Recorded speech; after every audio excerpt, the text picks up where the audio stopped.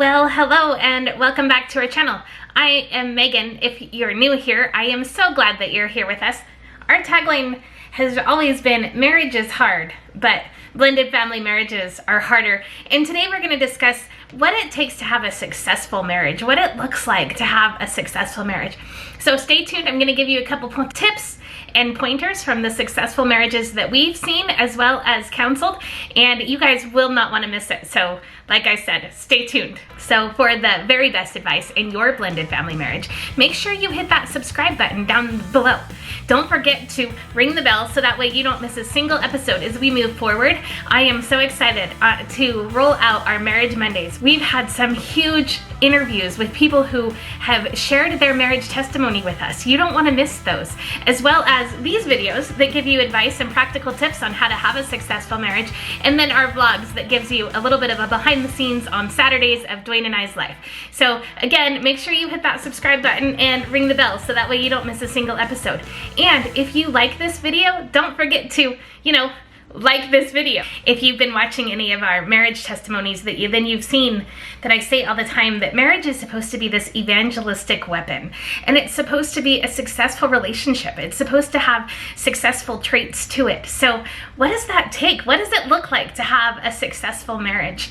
And one of the biggest things that Dwayne and I have seen through helping other couples and working with other couples and interviewing other couples is the biggest thing that you need to have in order to say that you have a successful marriage is a commitment. You have to be committed for the long haul.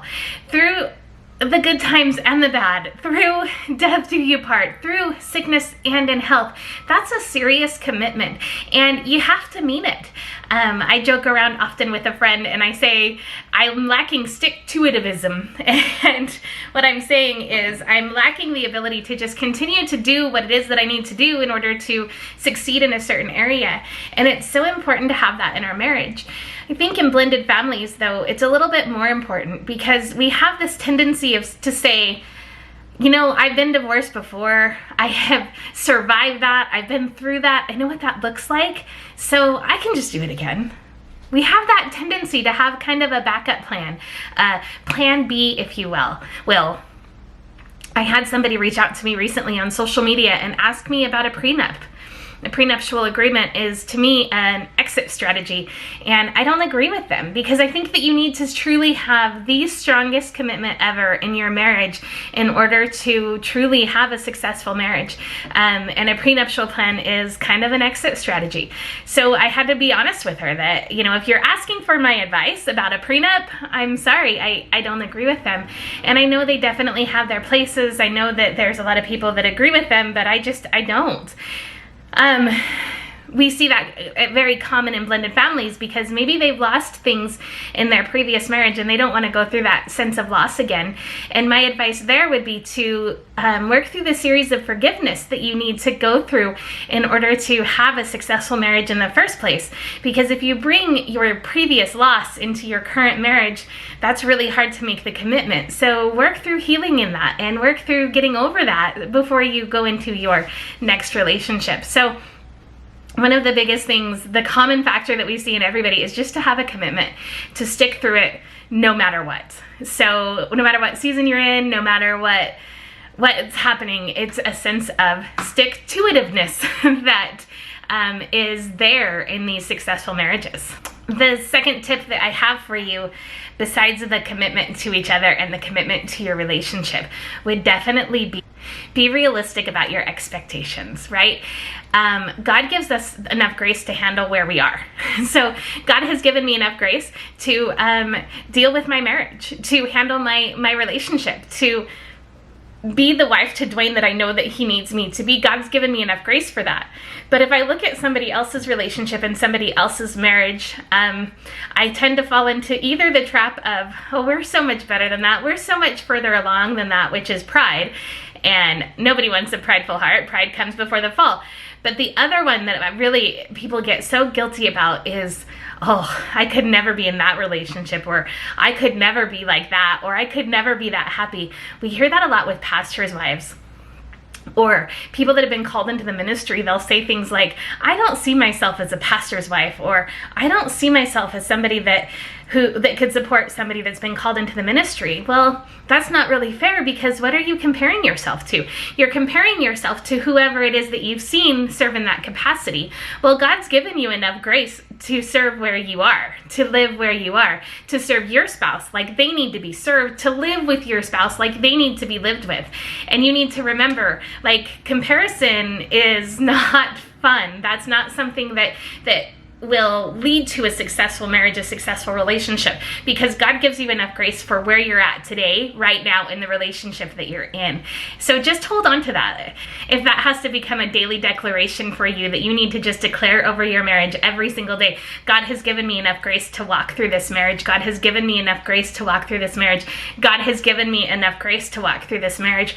Because you don't want to look at what other people have, because you don't have the grace to walk through that. You have the grace to walk through your marriage. And it's so important to remember that in order to have a successful marriage, you need to focus on your own, because that's where your grace is. That's where your gifting is. That's where God intends you to be. So you need to focus on your own and not other people's. I guess a better way to say that, or maybe a simpler explanation, is to not compare. We hear all the time, the grass is always greener on the other side, or maybe you hear the grass is greener where you water it, or the grass is greener where it's able to flourish and grow. But really what I like to say is the grass is greener where the septic tank is. So you can't judge somebody based on the color of their grass. You don't know what's underneath there. You don't maybe want to know. It's important to never judge, compare your relationship to somebody else's, because God's given you enough grace for your relationship. And speaking of enough grace for your relationship, the third thing that we have really found, and we teach this often in our enrichment course, is you need to establish a home on grace and forgiveness. And really what that is establishing a home on Jesus Christ. But you need to know that that's your foundation. The foundation to this marriage, the foundation to this relationship is on grace and forgiveness. That doesn't mean that you get to get walked all over. That doesn't mean that you get to be abusive or you have to sit in your abuse. That just means that you have to assume the best of your spouse. You have to give them the benefit of the doubt, and you have to pre-forgive. Our pastor just recently introduced this idea of pre-forgiveness. Before the mess even happens, before the mistake is even made, before the wrong word is uttered or something is said in the wrong context, you just have to know that in your heart that we have a home that's established on grace and forgiveness, and I've already pre-forgiven that. And I think that's so important for a successful marriage and a successful relationship, because you need to know that no matter how much I'm going to mess up, my husband's going to support me and love me through it. While we aren't going to use grace as an excuse to sin or, again, to abuse, we're going to use that as a freedom to be our best selves, to be the person that needs to grow, but at the same time that needs some accountability. So while I know that I will always be forgiven because our home was established on grace and forgiveness, I also know that Dwayne will hold me accountable should I mess up. He has forgiven me, but he's going to be strong enough to say, Megan, that kind of hurt, or that really sucked, or something along those lines. So that way I know that I offended him or I did something wrong, because if we hold on to those offenses, that's when it's going to start to fester. But if we don't address them and challenge each other with that, we'll never have room to grow. So establishing a home on grace and forgiveness is so important. Just for a quick review, commitment is number one. It's hard to put these in orders of importance. We'll just say commitment. Always have a strong commitment. Don't compare your relationship to others, and always establish your home on the solid rock of Jesus Christ and his example in grace and forgiveness. Those are the 3 tips that we have. Really, that's it. In a nutshell, I love that we get to see so many relationships, not only in their good times and on their mountaintops, but through our coaching programs in their valleys as well. And we get to see what it is that's missing and fill in the pieces. And we get to study other people's marriages to see why it's so successful and why they've had so much blessings in their relationship. So that's one of the things that I really love to do, and I love to share that wisdom with you guys. I had mentioned briefly that we have a marriage enrichment program, and actually enrollment for that is open currently. If you guys want more information, go check out our website at broken2blessed.org. That's broken, the number 2blessed.org, and all of that information will be in the comment section below, of course. Thanks again for tuning in. We so appreciate all of our viewers. We so appreciate everybody that stuck to it with us over the last couple of years. We love you guys. Don't forget to subscribe to this channel if you're new here. Like this video if you liked this video, and leave us a comment down below. We love talking to you guys. And if you're interested, check out a few more of our other teachings to help your blended family marriage survive. I will put them up in the end screen right here. Bye guys.